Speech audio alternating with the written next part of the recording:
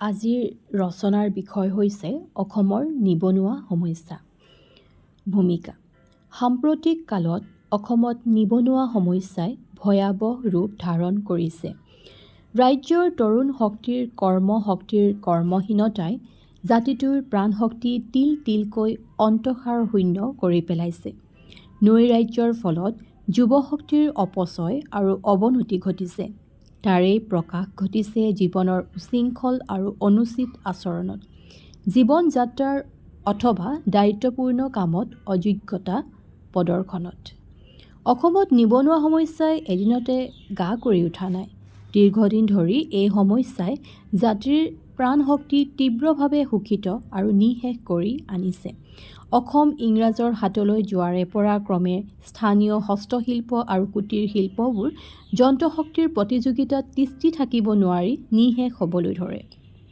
পৰিণতিত অসংখ্য স্থানীয় শিল্পী নিবনুৱা হৈ পৰে আৰু এওঁলোকৰ বহুতেই নৱ-প্ৰতিষ্ঠিত চাহ বাগিচা, কয়লা খনি আদিৰ শ্ৰমিক হিচাপে যোগ দিয়ে। বহুতে খেতি-বাতি কৰিবলৈ লয়, কিন্তু সীমিত সা-সুবিধাৰ হেতু তাতো যথোচিতভাৱে সফল হ'ব নোৱাৰাত নিবনুৱা আৰু অৰ্ধ নিবনুৱাৰ সংখ্যা বাঢ়িবলৈ ধৰে। নিবনুৱা সমস্যাৰ কাৰণ: ইংৰাজে শাসন আৰু ব্যৱসায় পৰিচালনাৰ বাবে প্ৰথম অৱস্থাত যথেষ্ট সংখ্যক ইংৰাজী শিক্ষিত লোকক কৰ্মসংস্থান দিছিল, কিন্তু পৰৱৰ্তী কালত শিক্ষাৰ প্ৰসাৰৰ লগে লগে সাক্ষৰ লোকৰ সংখ্যা বৃদ্ধি পোৱাত আৰু চাকৰিৰ ক্ষেত্ৰখন সীমাবদ্ধ হৈ থকাত শিক্ষিত নিবনুৱাৰ সংখ্যা ক্ৰমশ বাঢ়িবলৈ লয়। মহাসমৰৰ সময়তো যথেষ্ট সংখ্যক লোকে চাকৰি আৰু ঠিকা ব্যৱসায়ৰ যোগেদি সংস্থানৰ সুযোগ লাভ কৰিছিল যদিও যুদ্ধৰ শেষত সেই সাময়িক সংস্থান নোহোৱা হ'ল আৰু হাজাৰ হাজাৰ লোক নিবনুৱা হৈ পৰে। দেশ বিভাজনৰ ফলত আৰু পাছত বাংলাদেশ গঠন হোৱাৰ পিছত গৃহহীন, বৃত্তিহীন, অৰ্থহীন অৱস্থাৰ বহু বাংলাদেশীয়ে অসমত অবৈধভাৱে প্ৰৱেশ কৰে আৰু পৰিণতিত ৰাজ্যখনত নিবনুৱা সমস্যাই ভয়াৱহ ৰূপ ধাৰণ কৰে।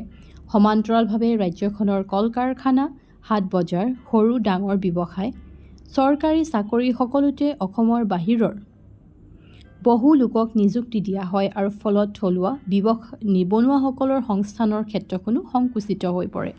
এটা জাতিৰ অৰ্থনৈতিক জীৱন যদি এনেদৰে আনৰ কুক্ষিগত হয়, তেতিয়া স্বাভাৱিকতে জীৱিকাৰ তথা জীৱন ধাৰণৰ সকলো পথেই ৰুদ্ধ হৈ পৰে।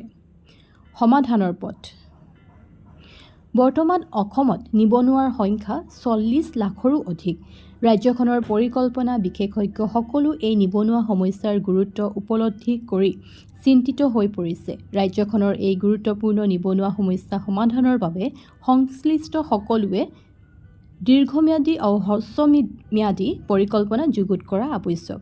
বৃহৎ শিল্পৰ সমান্তৰালভাৱে ৰাজ্যজুৰি যথেষ্ট সংখ্যক ক্ষুদ্ৰ শিল্প উদ্যোগ গঢ়িব পাৰিলেও সংস্থানৰ যথেষ্ট সুযোগ ওলাব।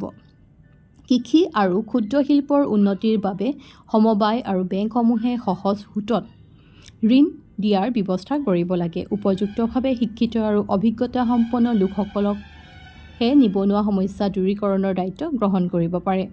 এই সকলোৰে সমান্তৰালভাৱে সাধাৰণ শিক্ষাৰ লগতে কাৰিকৰী তথা আন ব্যৱহাৰিক আৰু কাৰ্যকৰী বিদ্যা শিক্ষাৰ প্ৰয়োজন।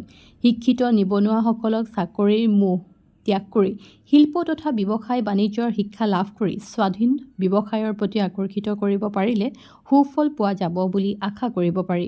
মধ্যবিত্ত শিক্ষিত অসমীয়াসকল মূলতঃ চাকৰিজীৱী হোৱা বাবে তেওঁলোকৰ অৰ্থনৈতিক সংকট আজি উদ্বেগজনক। ইয়াৰ বহু শিক্ষিত তৰুণ আজি বৃত্তিহীন, বিত্তহীন, আশ্ৰয়হীন, আশাহীন, পৰিণতিত হীনমন্যতাত আকুণ্ঠ নিমগ্ন অসমৰ সমগ্ৰ মধ্যবিত্ত সমাজ।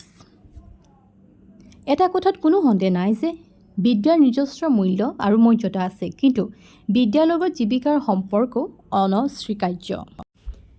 সংস্থানহীনতাৰ চাকনৈয়াত পৰিলে বিদ্যানো বিপথগামী হয়। ন্যায় আৰু নীতিৰ পথ ত্যাগ কৰি অন্যায় আৰু অনীতিৰ পথত ভৰি দিয়ে। নৈৰাজ্য আৰু হীনমন্যতাৰ পাকচক্ৰত পৰি সকলো কামৰ বাবেই অনুপযুক্ত হৈ পৰে। সেয়ে যি আশা, কল্পনা আৰু উদ্দীপনা লৈ আজিৰ তৰুণে জীৱন যুঁজত ভৰি দিয়ে, শিক্ষাৰ অন্তত নৈৰাজ্য আৰু অন্ধকাৰ ভৱিষ্যতে যেন তেওঁলোকৰ জীৱন নষ্ট কৰিব নোৱাৰে, তাৰ প্ৰতি সকলোৱে সতৰ্ক দৃষ্টি ৰাখিব লাগিব। সামৰণি: যথাসম্ভৱ শীঘ্ৰে অসমৰ নিবনুৱা সমস্যাৰ সমাধান কৰি ৰাজ্যৰ তৰুণ প্ৰজন্মৰ জীৱন নিৰাপদ, স্বাভাৱিক আৰু সুখময় কৰা প্ৰয়োজন। বৰ্তমান ইয়েই ৰাজ্যৰ কৰ্ণধাৰসকলৰ সৰ্বপ্ৰথম আৰু সৰ্বশ্ৰেষ্ঠ কৰ্তব্য তথা দায়িত্ব হোৱা উচিত। সুপৰিকল্পিত আৰু কাৰ্যকৰী দৃষ্টিভংগী তথা কৰ্মপদ্ধতিৰ সমন্বয়ত এই বিধ্বংসী ব্যাধিৰ প্ৰতিকাৰ কৰি জাতিটোক অৱনতি তথা অৱলুপ্তিৰ পৰা ৰক্ষা কৰিব লাগিব। ধন্যবাদ।